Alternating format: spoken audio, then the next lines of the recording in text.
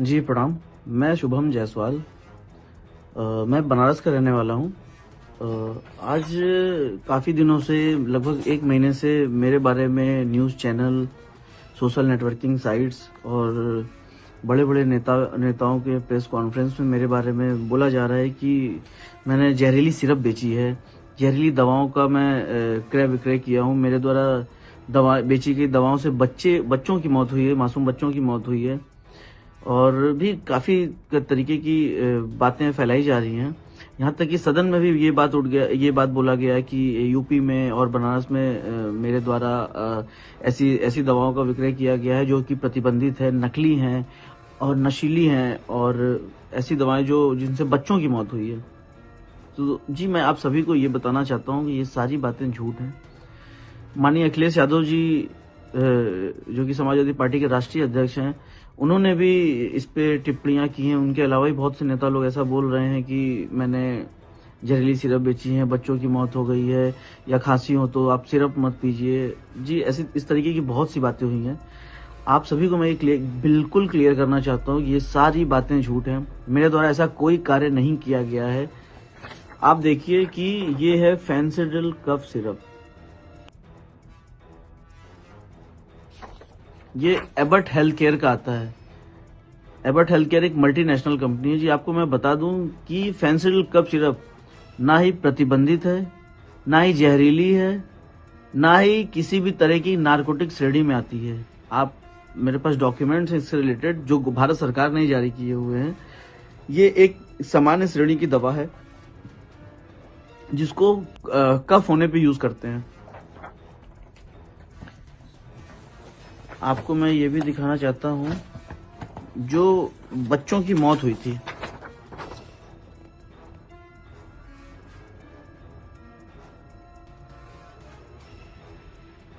ये श्रीसन फार्मा द्वारा मैन्युफैक्चरिंग की गई थी। छोटे बच्चों की दवा है, पीडियाट्रिक दवा बोलते हैं, कोल्ड ड्रिप सिरप। ये इन दवाओं को पी के बच्चों की मौत हुई थी। इसमें उतना डिटेल मुझे नहीं पता है, बट वो दवा और फेंसिडिल और ये कोल्ड ड्रिप दोनों डिफरेंट दवाएं हैं। इन दवाओं से, मतलब फेंसिडिल से किसी बच्चों की मौत नहीं होती क्योंकि वो बच्चों के लिए सिरप है ही नहीं है, वो अडल्ट्स के लिए है। और बच्चों की सिरप अलग आती है जो कि ये है, जिससे बच्चे पी के मरे थे।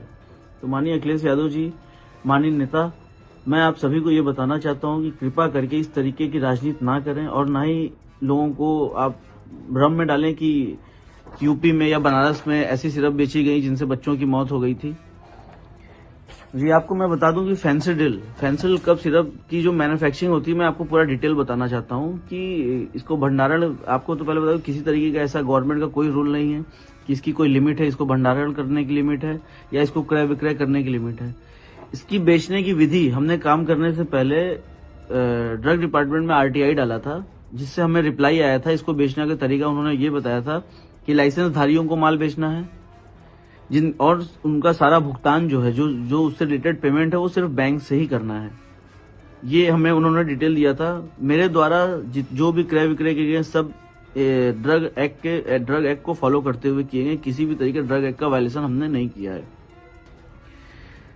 आपको बता दें कि कंपनी इसको कैसे बनाती है। कंपनी बनाती है तो इसमें जो कोडिन फॉस्फेट होता है, कोडिन फॉस्फेट का कोटा भारत सरकार के अंडर में, मिनिस्ट्री ऑफ फाइनेंस के अंडर में एक डिपार्टमेंट होता है, CBN, central bureau of narcotics, जो इसका कोटा कंपनियों को अलॉट करता है। सारी कंपनियों को वही कोटा अलॉट करते हैं, कोडिन का कोटा अलॉट करते हैं। मानिए एग्जांपल कि 5 किलो कोटा एबट हेल्थ केयर ने खरीदा, उससे उन्होंने 5 लाख बोतल मैन्युफैक्चरिंग की फेंसिडिल की, तो वो उसका ब्यौरा भी भारत सरकार को बेचने से पहले देते हैं कि हमने ये कोटा लिया तो इससे 5 लाख बोतल फेंसिडिल कफ सिरप का मैन्युफैक्चरिंग किया है। तो आप बताइए कि अगर वो 5 लाख बोतल का जब मैन्युफैक्चरिंग करके डिटेल का भारत सरकार को दे रहे हैं, तो वो माल बना के बेचेंगे ही। माल फिर वो बिल करते हैं हमारे जैसे डिस्ट्रीब्यूटर्स को। आपको बता दें कि इंडिया में इकलौते हम अकेले डिस्ट्रीब्यूटर नहीं थे, अकेले हम बेचने वाले नहीं थे। बनारस, झारखंड में मेरे पास था साइली ट्रेडर्स के नाम से, दिल्ली में एक फर्म थी, उत्तराखंड में एक फर्म थी, MP में एक फर्म थी। इस तरीके से और भी काफी जगह कई फर्में थी जहां पे कंपनी फेंसिडिल बिल करती थी। और गाजियाबाद में पकड़े गए माल में हमारे यहाँ का कोई माल नहीं था, साइली ट्रेडर्स का कोई माल नहीं था। सोनभद्र में साइली ट्रेडर्स का कोई माल नहीं पकड़ा गया। रांची में साइली ट्रेडर्स का कोई माल नहीं पकड़ा गया। तीनों जगहों का माल जो था वो दिल्ली का था। उस पर बैच नंबर, एक्चुअली क्या होता है, दवाओं पे बैच नंबर मेंशन होता है, जिससे आप पता कर सकते हैं या कोई भी डिपार्टमेंट पता कर सकता है कि ये माल किस जगह का बिल हुआ है। तो ये माल झारखंड से ना होकर दिल्ली का माल बिल किया हुआ था, दिल्ली की कुछ पार्टियां हैं उनके नाम पे बिल हुआ था। लेकिन मैं ये नहीं समझ पा रहा हूँ कि जो भी कार्रवाई की जा रही है सिर्फ और सिर्फ मेरे ऊपर की जा रही है, जबकि मेरे द्वारा ये इस तरीके कोई कार्य, ये जो डॉक्यूमेंट्स अभी जो आप देख रहे हैं ये मेरे द्वारा ही गवर्नमेंट को दिया गया था। जब मेरे यहाँ पे एक्चुअली फेंसिल कफ सिरप का प्रोडक्शन कंपनी बंद कर दी है, रीजन कि इसी तरीके डिपार्टमेंटल हेडक होते थे तो कंपनी ये बंद कर दी है। कंपनी ने बनाना बंद कर दिया। हमारे पास भी जो भी स्टॉक पड़े हुए थे हमने उसको लास्ट टाइम जुलाई लास्ट में हमारे यहाँ से स्टॉक खत्म हो गया था, हमने सब माल बेच दिया था, सारी पार्टियों को, सारे लाइसेंस धारियों को बेचा था। किसी तरीके के अवैध व्यापार करने वालों को हमने माल नहीं बेचा है। जिसको भी दिया है सब दुकानदार थे, उनके लाइसेंस थे, उनके ड्रग लाइसेंस, उनके वैलिड ड्रग लाइसेंस उनके पास थे, उनके रूटीन जीएसटी सर्टिफिकेट थे उनके पास, उनके दुकान का जीपीएस फोटो हमारे पास था कि उनकी दुकानें हैं कि नहीं है, हमने जीपीएस फोटो। उसके बाद जब हम माल बेचते हैं उनको तो हमने उनसे ऑर्डर पैड पे, लेटर पैड पे ऑर्डर मंगाया जाता है मेरे द्वारा।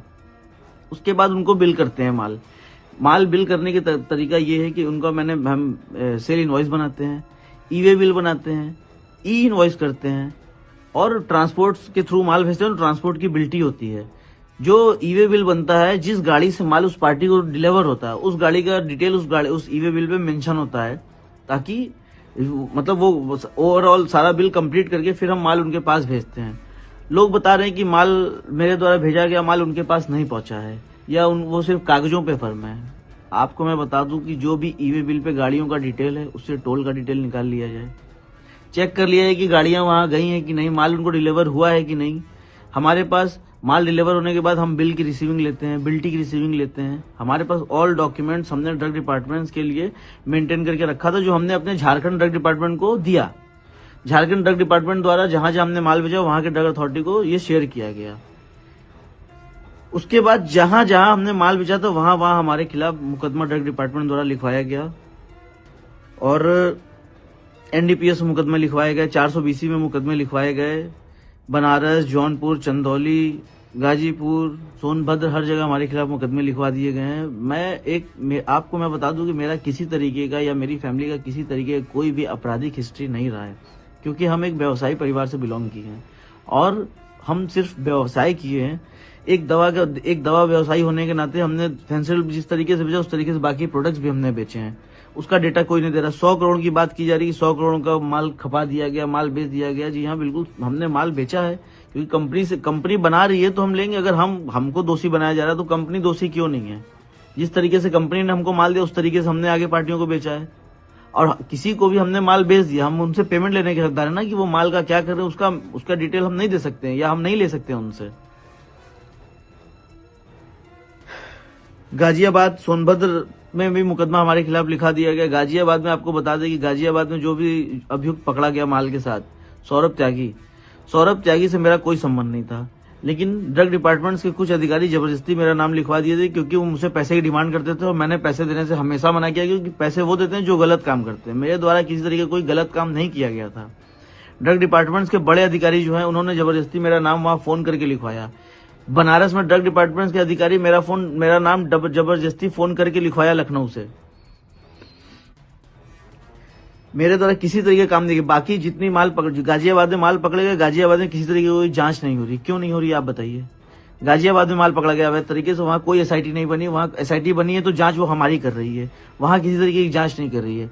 दिल्ली की फर्मों की जांच नहीं चल रही है, मध्य प्रदेश की फर्मों की जांच नहीं चल रही है, उत्तराखंड की फर्मों की जांच नहीं चल रही है, जांच सिर्फ हमारी चल रही है। ऐसा हमें समझ में नहीं आ रहा है कि ऐसा मेरे साथ क्यों किया जा रहा है। मैं आपको ये भी बता दूं कि मेरा किसी तरीके की किसी राजनीतिक दलों से, किसी राजनेता से मेरा किसी तरीके का व्यापारिक संबंध नहीं रहा है। नॉर्मल भी किसी तरीके का मेरा किसी संबंध नहीं रहा है। फोटो वीडियो के बारे में मुझे नहीं पता उतना।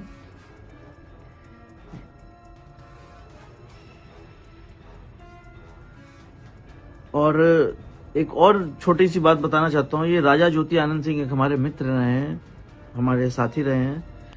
1 साल पहले उनकी मृत्यु हो गई थी। उसमें उनके फैमिली वाले मेरे ऊपर एलिगेशन लगा रहे थे कि हमने उनको जहर दे दिया है, कॉफी में जहर दे दिया। और ये मैं आपको बता रहा हूँ कि इस तरीके का कोई काम मेरे द्वारा नहीं किया गया था। उस टाइम भी मैंने बोला था, डिपार्टमेंट्स के सामने जाके मैंने सब चीज़ बताया था और सब चीज उनका पोस्टमार्टम हुआ था, उसमें भी सब क्लियर हो गया था। विसरा रिपोर्ट आई थी, उसमें आया था कि वो शराब के सेवन की वजह से उनकी डेथ हुई थी, उनकी तबीयत